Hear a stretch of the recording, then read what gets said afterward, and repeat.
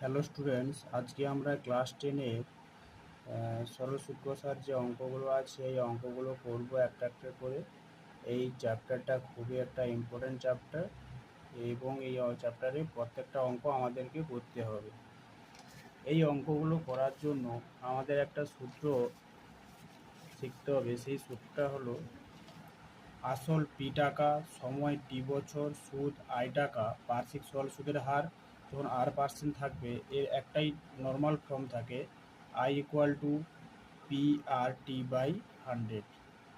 এই সূত্র দিয়েই আমাদের সব অঙ্ক হবে।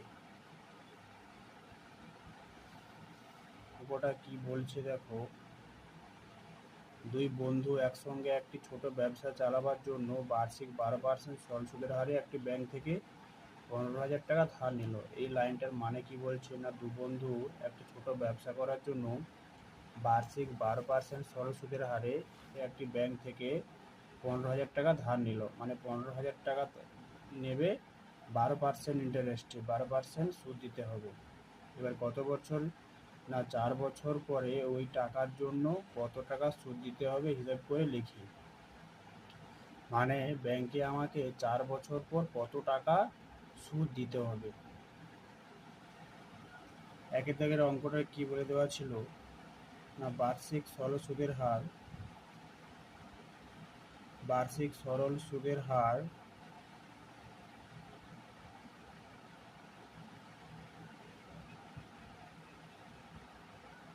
ইকুয়াল টু 12%, সময় ইকুয়াল টু 4 বছর এবং আসল ছিল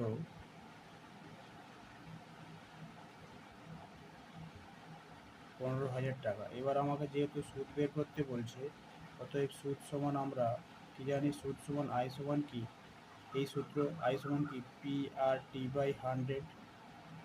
আর এখানে এই পি সমান আসল ছিল, এবার এখানে এই আসলটা কত হবে, এই আসল সমান কি 15,000 টাকা ইন্টু আর সমান 12 প্লাস টি সমান 4 নিচে। এবার এই দুটো শূন্য কাটবো, কাটলে কাটাকাটি করলে এটা কাটাকাটি করে 7,200 টাকা। তো অতএব 4 বছর পর